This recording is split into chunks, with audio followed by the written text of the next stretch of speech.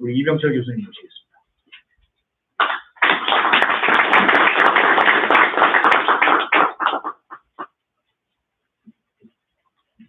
네, 저는 좀 짧게 이야기하겠습니다. 앞에서 우리 김승장 박사님이 이야기를 잘 해주시기 때문에 제가 두고 할 건 없고 가급적 반복되지 않는 이야기로 좀 해보려고 합니다.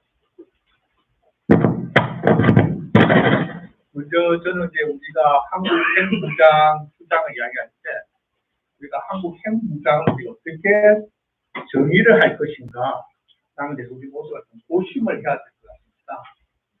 한국 핵무장이라고 할 때 많은 분들이 이제 생각하는 핵무기를 우리가 독자적으로 만드는 것을 우리가 핵무장으로 생각하는 것인지 아니면은 미국의 전술핵이나 이런 것들까지 한반도에 다시 들어오는 것을 우리가 핵무장으로 우리가 디파인을 할 것인지에 대해서 우리가 좀 고민을 해봐야 되겠다는 생각이 듭니다. 아직 우리 사회 내에서는 많은 분들이 이제 핵무장을 가지고 조금 이렇게 의견이 갈리는 것 같습니다. 그래서 우리 내부적으로도 핵무장이라는 게 과연 무엇을 뜻하는 것인에 대해서 우리가 좀 고민을 해봐야 되겠다는 생각이 듭니다. 그리고 여기는 이제 부문에 이제 계셨던 선생님들이기 때문에 우리가 알고 있는 핵무기 개발 경로에 대해서 아마 좀 기본적으로 다 이해가 하고 계시리라 봅니다.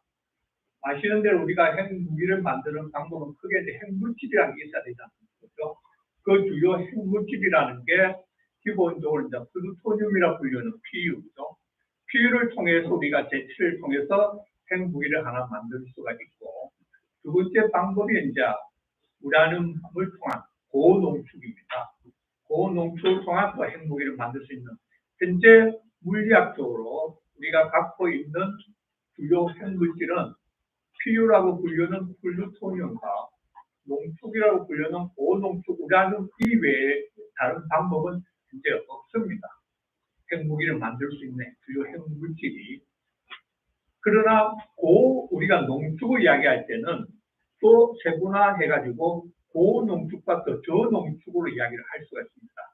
고농축 우리가 농축도가 이제 90%가 이야기되는 그게 이제 핵무기로 가는 이제 경로고요. 그렇지 않고 대한민국이 현재 운영하고 있는 원자력 발전소의 원자로 있지 않습니까?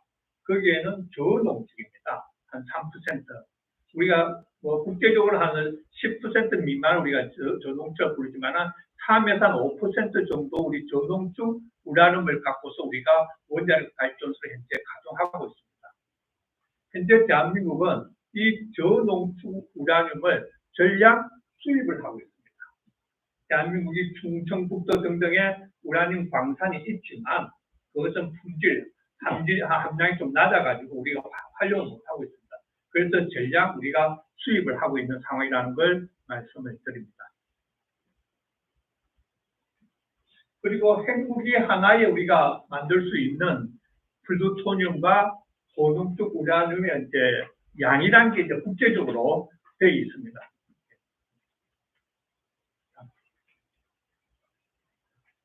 예. 아시는 대로 이거는 국제기구에서 우리가 국제적으로 우리가 인정하고 있는 핵무기 하나에 필요한 플루토늄 양과 고농축 우라늄 양을 표기한 겁니다.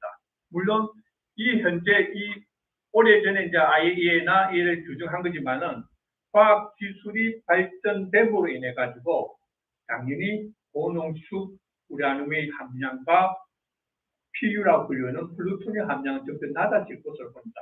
점점 소량으로도 핵무기가 만들어질 가능성이 굉장히 높아집니다. 그는 순전히 과학 기술의 영향 탓이라고 저는 생각이 듭니다. 네, 앞서 말씀드린 대로 우리가 핵무장이라고 할 때 그럼 어떻게 우리가 정의를 내릴 것인가? 라는 대해서는 저는 제 개인적으로 이렇게 이야기를 합니다. 한국의 핵무기 개발에 필요한 농축 그리고 제철이 관련 기술과 시설 등을 확보하는 것은 물론이고 핵무기를 독자적으로 제조, 생산, 시험, 보유 및 배치를 완료한 상태를 저는 핵무장으로 저는 디파인을 합니다. 정의를 내립니다. 물론 여기 계신 선생님들은 그에 대해서 좀 이견이 있었겠지만은 제 개인적으로는 이러한 모든 것을 다 완비한 상태로 저는 한국이 핵무장을 완료한 상태다라고 저는 정의를 내립니다. 그래서 일부에서 이야기하고 있는 전술핵 재배치 이런 거는 한국이 독자적으로 한국이 핵무장하는 것과는 저는 맞지 않다라고 저는 정의를 내립니다. 그렇다면 우리가 국제 정치학에서 말하는 핵무장이 이제 억제력으로서 이제 얼마만큼 효과가 있느냐. 여기에 대해서 아직까지 어느 이론도 핵무기가 억제력으로서 핵무기가 발휘가 됐다는 것은 이론적으로는 검증된 바가 없습니다. 단지 심정적으로, 심리적으로 핵무기를 갖고 있으면은 단순히 우리가 억제가 될 것이라는 막연한 겁니다. 아직까지 핵무기가 히로시마에 떨어진 외에는 아직까지 사용된 적이 없지 않습니까? 단지 그렇기 때문에 우리가 막연히 우리가 핵무기가 억제로서 적용이 있을 거라 하는데 검증된 바는 없습니다. 그래서 우리 국제정치학에서는 핵무기의 억제력은 핵무기가 또다시 사용될 때까지만 유효하다라는 이야기가 저는 회자되고 있고 거기에 저는 동의하는 바입니다. 그래서 아시는 대로 뭐 우크라이나도 그렇고 지금 점점 핵무기가 점점 사용될 가능성이 점점 높아지고 있다는 것은 저는 정설로 받아들입니다. 그것은 단순히 어떤 미치광이를 불리우는 지도자의 등장이 아니고 과학기술의 발달로 인한 전술 핵무기 개발입니다. 아시는 대로 히로시마 나가사키 떨어졌던 대용량의 핵무기가 아니고 굉장히 작은 소규모의 전술 핵무기가 점차 계속 개발되고 있습니다. 그럴 경우 푸틴이 주장하는 것처럼 굉장히 국지적인 지역의 전술 핵무기의 가능성은 점차 지금보다 내일보다는 내일 모레 더 저는 그 가능성은 확률적으로 높을 것으로 저는 예상을 합니다. 그렇다면 핵무장이 그럼 걸림돌은 뭐가 있겠느냐라는 걸로 제가 잠시 이야기를 드려볼까 합니다. 핵무장의 걸림돌로서는 아시는 대로 우리가 한미 원자력 협력 협정이라는 게 있습니다. 그러니 2015년에 우리가 한번 개정을 해드렸습니다. 한미 원자력 협력 협정은 에 따르면은 대한민국은 어떠한 개처리 농축을 할 수 없게끔 되어 있습니다. 이건 엄연한 법입니다. 물론 다자적으로 우리가 IAEA NPT에서 평화적 핵 원자력을 사용할 수 있는 이야기를 하지만은 우리가 바이래터럴하게 미국하고 협정을 맺은 한미 원자력 협력 협정에 따르면은 대한민국은 어떠한 재처리, 어떠한 농축도 할 수가 없습니다. 이게 현실입니다. 두 번째, 여러분들이 잘 아시는 비핵화 공동선언입니다. 비핵화 공동선언에 따르면 남과 북은 한반도 내 어떠한 핵무기 관련 시설 등등 재배치 이런 할 수가 없게끔 되어 있습니다. 기억하실지 모르겠지만은 한반도 비핵화 공동선언의 고스트 라이트는 누구였습니까? 잘 알려지지 않은 내용일 수도 있지만은 또 일부는 아시는 분은 계실 겁니다. 91년도 한반도 비핵화 공동선언의 고스트 라이트는 숨겨진 뒤에서 작업했던 사람은 미국이었습니다. 굉장히 민감한 내용일 수 있는데요. 그 당시 남과 북이 물론 그 당시 땅트라는 게 국제적 분위기는 있었지만은 물론 소련이 붕괴되고 하다가 미국도 모든 게 이제 핵무기가 필요 없다는 분위기 있었죠. 그 와중에 대한민국 한반도에서도 남과 북이 핵무기를 없애야 되겠다. 전술핵을 빼야 되겠다는 분위기 있어가지고 미국이 남과 북을 이렇게 비핵화 공동선언을 뒤에서 막후 역할을 했다는 것은 공공연한 비밀입니다. 그리고 대한민국의 핵물질 확보, 말씀드린 대로 대한민국의 핵물질을 불리우는 고농축 우라늄, 그리고 제철이라고 할 수 있는 플루토늄, 유체물이 없습니다. 그리고 아시는 대로 대한민국의 무역 의존도는 거의 90%. 일부에서는 100% 이야기를 하지만은 굉장히 무역 의존도가 높은 상황입니다. 그리고 우리가 핵무기를 확보하게 되면은 핵 실험을 해야 됩니다. 일부 논자들은 핵무기 사이트 실험장이 필요 없다. 시뮬레이션 할 수 있다는데 그건 거기에 대해서는 좀 동의하기 힘들고요. 어떤 형태로든 적어도 지금의 기술적으로 보면은 핵무기는 어쨌든 PU 방식이든 공동 투구라는 상관없이 저는 어쨌든 외국에서 하든 우리 국내에서 하든 저는 해야 된다는 게 제 개인적인 판단입니다. 그리고 우리가 핵무장이 걸림돌을 할 수 있는 이야기할 수 있는 게 대통령 5년 단임제입니다. 우리는 이 굉장히 우리 독특이기도 한데 어느 대통령이 5년 단임되면은 처음 들어오는 1년, 뒤에 끝나는 1년, 제가 3년입니다. 어느 지도자가 자신의 정치적 운명을 걸고 내일부터 대한민국은 핵무장을 합니다. 라고 선언을 할 수 있겠습니다. 저는 그러한 지도자가 앞으로 나오기 힘들 거라고 봅니다. 적어도 대한민국이 국제사회에서 같이 살아가야 되는 민주주의 체제를 유지하고자 한다면 어느 대통령이 5년 단임의 자기 임기 내에 지금부터 대한민국은 핵무장을 합니다. 가능하겠습니까? 저는 굉장히 비현실적인 발상이라고 봅니다. 제가 93년부터 99년 대통령 비서실에 있었습니다. 외교안보 비서실에 그 당시 있었던 한 2년 넘게 YS 5년 뒤에 한 1년 4개월 제가 외교안보 비서실에 있었습니다. 제가 느끼기에 볼 때는 거기 나서 제가 청와대를 떠나고 나서 이렇게 오늘 이런 모임에서 제가 한번 써봅니다. 부분에 오래 계셨던 의리에 계셨던 분들한테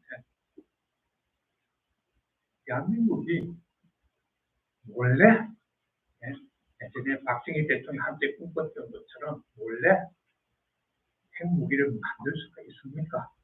한번 여쭤본 적이 너무 많습니다. 그분들이 한결같은 대답은 불가능하다. 우리가 국가적으로 비밀리에 핵무기를 만들 수 있는 방법이 불가능해요.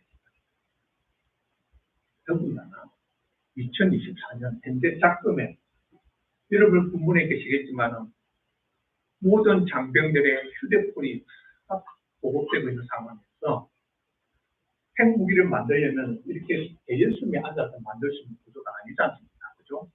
적어도 많은 인력들이 어느 시설에서 모성에 비밀해야 되는데 그 비밀이 저는 유지가 안 될 거라고. 그래서 대한민국은 적어도 현 시스템 하에서 국가적으로 비밀리에 핵무기를 만들 가능성은 영에 수렴한다라는 게 제 개인적인 판단이자 결론입니다. 그래서 대한민국은 너무나도 힘든 구조입니다. 그리고 또 하나, 핵무기를 만들었을 때 우리가 말하는 cost benefit calculation, 편익 비용을 우리가 계산을 해봐야 됩니다. 앞에 제가 말씀드린 이런 걸 다 감안해가지고 대한민국이 그래서 어떻게 핵무기를 할 수 있겠느냐 고민을 해봐야 됩니다. 대한민국은 그 시절로부터 이제는 너무 멀리 왔습니다. 우리가 권위주의 정권도 아니고 이제는 굉장히 민주주의 체제에 와 있지 않습니까? 어느 지도자가 자기가 마음대로 대한민국 국민들의 의사를 무시하고 대한민국을 핵무장하니까 인기 영합적이고 굉장히 파퓰리스트적인 그런 지도자는 나타나지 않으리라고 저는 기대하고 예상을 합니다. 아시는 대로 윤석열 대통령은 잠시 한때 제3자 이야기를 하면서 일본은 이렇게 몇 개월이면 핵무기를 만든다. 우리도 이렇게 핵무기 개발 기술이 완성되어 있다. 등등의 비슷한 이야기를 여러 차례 이야기를 하고 급하게 또 주변의 측근들은 또 진화에 나서기도 했습니다. 저는 하나의 저는 해프닝이라고 봅니다. 단순히 윤석열 대통령께서 굉장히 고도로 계산된 발언이라보다는 그냥 시중에 돌아다니는 그 이야기를 전해 듣고서 벌써 그냥 어찌 보면은 좀 말실수라고 해도 될 그 정도 하지 않을까 생각이 듭니다. 그러나 바깥에서는 그렇게 생각하지 않을 거라고 봅니다. 왜? 대통령의 발언은 어느 누구도 주워 담을 수가 없습니다. 한번 공론장에 내뱉어진 그 말은 기록으로 남습니다.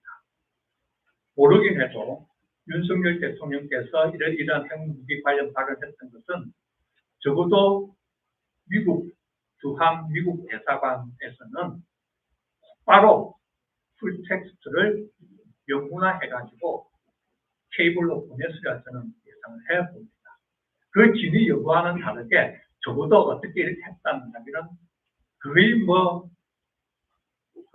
시간 손살같이 국무부로, 백악관으로, 국방부로, 중정으로 저는 보고가 됐으리라 봅니다. 과연 그 상황에서 미국의 비확산을 담당하고 있는 국무부, 국방부, 에너지부 등등 백악관 담당자 데스크에 있는 분들은 과연 어떤 판단을 하고 있을까 우리가 고민을 해봐야 된다고 생각이 듭니다. 단순히 우리가 이모셔널하게 감정적으로 핵무장을 해야 된다, 가져야 된다. 예, 좋습니다. 가지고 있으면 좋습니다. 여러분, 공군, 해군, 육군 저는 과감하게 이야기합니다. 좋은 비행기, 그죠? 전폭기, 전투기, 좋은 항공모함, 그죠?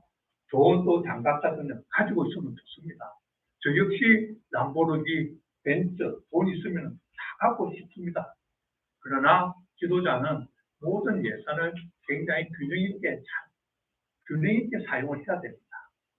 대한민국이 과연 지금 언제 복지도 해야 되고 여러 가지 사회적으로 써야 될 재원이 많은데 과연 핵무장, 경제 이렇게 해가지고 어쨌거나 소비적인 이렇게 디베이트 해야 되는지 저는 개인적으로 조금은 회의적이라는 생각을 드립니다.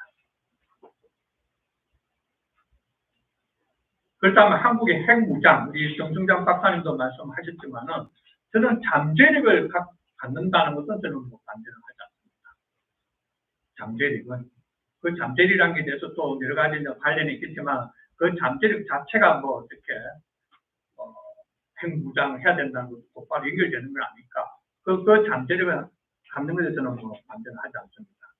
그 잠재력이라는 것은 저는 여러 가지 마지막 결론에 이야기를 하겠지만은 좋은 농축으로 저는 이야기를 합니다. 그렇다면 다시 슬라이드를 또 옮겨서 한국의 핵무장은 가능한가라는 현실적인 고민을 좀 해보겠습니다. 첫 번째 우리가 이제 기술적으로 이야기해야 됩니다. 말씀드린 대로 우리는 핵물질을 확보하고 있지 않습니다. 그 관련해서 오랫동안 연구한 각자 기술자도 우리는 굉장히 일천합니다. 시설은 물론 없습니다. 기술적인 게 아직은 굉장히 요원합니다. 그리고 그걸 만들어가지고 핵탄두를 만들어가지고 미사일에 탑재할 수 있는 그런 기술자 저는 없으리라고 봅니다. 미국이 용인하지 않을 것입니다. 그렇다고 해서 우리가 주저앉아 있을 수는 없다고 보지만 그거는 우리가 조용히 그냥 우리가 그냥 각자의 영역에 있어서 좀 준비하고 있으면 되지 않을까라는 막연하게 생각을 해 봅니다. 두 번째, 경제적 요건. 말씀드린 대로 대한민국이 과연 그 많은 재원 중에서 여기에 투여할 수 있는 재원이 많은지 경제학자들도 투입을 해가지고 우리는 연구를 해야 될 거라고 봅니다. 세 번째, 정치적 요건. 말씀드린 5년 단임 대통령이 과연 어떤 정치적인 갬블링을 할 수 있을지 지극히 저는 개인적입니다. 그리고 반려적 요인이라는 게 있습니다.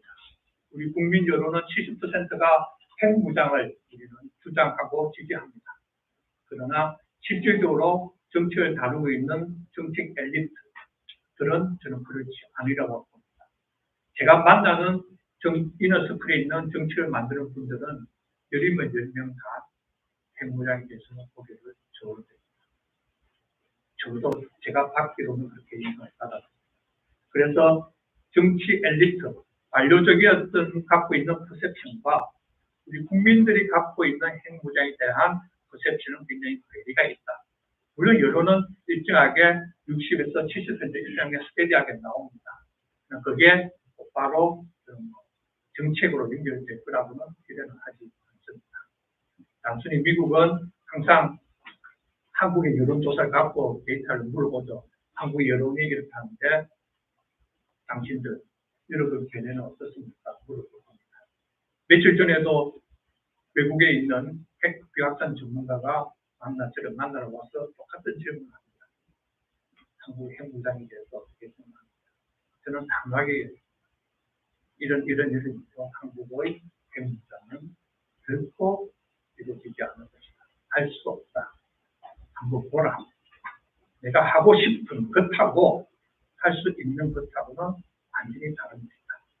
오해하지 마시라. 라고 제가 그 전문가에게 이야기를 했습니다. 그리고 외부적 요건도 있습니다. 한미 원자력 협력협정, 대가 공조 등도 있지만은 미국이 과연 한국 핵무장을 과연 용인할 것인가? 지극히 회의적입니다. 그럴 일은 없습니다. 일본도 우리들한테 보여주지 않을 것입니다. 중국도 말할 수 없습니다. 그래서 우리는 굉장히 어려운 구조에 놓여 있다는 생각이 듭니다. 그래서 그러다 한국의 핵무장은 해칭을 해야 된다는데 저는 해칭의 종류로는 현재 미국 관료가 돼 있는 빕신나랑 박사가 있지만은 저는 이 견해에 대해서는 일본 정부 여러분도 동의하고 저는 해칭에 대해서는 이해가 됩니다. 그래서 저는 해칭 종류에 대해서는 제가 슬라이드로 이렇게 보신 대로 하면 되고요. 저는 농축에 대해서는 조금 우리가 열어놔야 된다는 생각을 했습니다. 제철이를 이야기하는 플루토늄, 이것은 저는 활용도가 굉장히 낮다고 봅니다. 제철이는 말 그대로 핵무기로 갈 수 있는 직선 코스입니다. 그래서 저는 제철이보다는 농축으로 가는 게 낫다. 왜? 농축은 말씀드린 대로 고농축이 있고 저농축이 있습니다. 저는 저농축으로 대한민국이 가야 된다고 이야기를 합니다. 저농축 왜 해야 되느냐? 대한민국 현재 24개, 25개 원자로를 가동하고 있습니다. 전량 농축을 하면 수입하고 있습니다.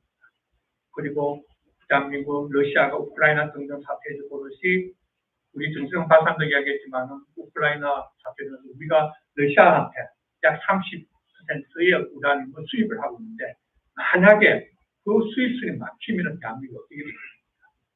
우리 자체적으로 저농축을 할 수 있는 경로는 우리가 마련해 놔야 된다고 생각이 듭니다. 그러기 위해서는 미국의 협조가 절대적으로 필요합니다. 한미 원자력협력협정 부분적으로 미국이 좀 플렉시블하게 열어놔야 된다고 합니다. 일각에서는 우리 언론에서도 이제 이야기하지만 잘못된 게 하나 있습니다. 저는 수정을 했으면 좋겠습니다. 대한민국이 농축을 하려면 한미 원자력협력협정을 제정해야 된다고 이야기합니다. 틀린 보도입니다. 현재 2015년에 합의된 한미 원자력협력협정에서는 미국이 서면으로 동의만 해주면은 우리는 저농축에 기름 열립니다. 굳이 협정을 제정할 필요는 없습니다. 미국이 오케이, 양자가 고위급 회담에서 대륙선에 오케이, 미국이 한다라고 합의로 서면을 해주면은 대한민국은 저농축은 기름 열리게 됩니다. 저는 대한민국 윤석열 정부가 저도 저농축에 대해서만큼은 좀 집요하게 외교적으로 우리가 조금 미국을 상대로 세게 이야기를 해야 된다고. 물론 거기서는 굉장히 고도의 협상 기술이 필요할 겁니다. 우리가 아시는 대로 협상하려면은 항상 give and take입니다. 우리가 거기에 대해서 저도 대한민국이 얼마나 그 농축을 필요로 하는 미국이 알고 있습니다.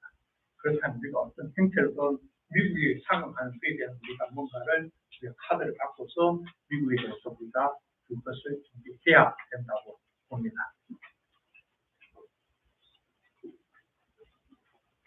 예. 그러면 한번 결론으로 이야기 드리겠습니다. 결론은 하게 제가 그렇다면 농축하기 위해서는 원칙을 어떻게 했느냐 이렇게 이야기합니다. 농축 문제를 한미간 다른 문제하고 연결을 시키려고 했다. 농축 하나의 트랙으로 바꿔서 한번 세게 한번 붙여가지고 이야기를 해보자는 겁니다. 저 농축 가지고 고농축은 아닙니다. 제가 그들 이야기하지만 고농축은 아닙니다. 저농축하고 우리가 세게 한번 붙어보자 하는 이야기고, 그리고 우리가 농축의 타당성에 대해서는 우리가 좀 더 우리 내부적으로 고민을 좀 해야 됩니다. 미국이 항상 질문하는 겁니다. 야, 수입은 왜 농축 하려고 하는지. 지금 농축 마켓은 또 수입을 하면 훨씬 싸고 현재 가격도 안정이 좋은데 왜 수입을 하려고 하는지 항상 물어봅니다. 거기에서 일부 동조하는 우리 국내 전문가들도 있습니다. 수입하는 것이 많다. 그러나 우리는 에너지 안보 측면에서 저는 저농축은 우리가 해야 되지 않는다는 생각이 듭니다. 그래서 저는 외교적 대응과 학술적 대응을 병행해야 된다는 생각을 해보고요. 그리고 농축은 우리 어찌 보면은 조금 세게 이야기하면 우리 주권적 권한입니다. 미국이 왈가왈부할 그건 아니라고 봅니다. 그 사실 우리가 뭐 굉장히 어른하게 굉장히 터프하게 미국에 대해서 야 그거 내가 신경 쓸 거 아니야 우리 할까 라고 하면 협상 안 깨집니다. 나이스하게 농축해야 되는 경제적 타당성 분석을 경제학자들 점점 이야기 많이 투입이 돼가지고 농축이 왜 필요하게 돼 경제적으로 산업적으로 분석을 한 그 자료를 들고서 미국과 세게 협상해야 된다고 봅니다. 등등 그리고 뭐 다섯 번째 이런 등등 이야기는 글로벌 이런 여러분 아리백들을 보셨을 겁니다. 전등 기후 변화로 인해 가지고 원자력이 필요하다는 이야기인데 그런 정책도 저는 필요가 됩니다. 그래서 저는 결론을 이야기합니다. 우리가 저농축 전략을 옛날 보면은 우리가 도강양식으로 하지 말고 이제는 우리가 조금 더 적극적으로 우리가 미국을 상대로 저도 농축 이것만큼은 저농축만큼은 우리가 좀 풀어줘야 되겠다.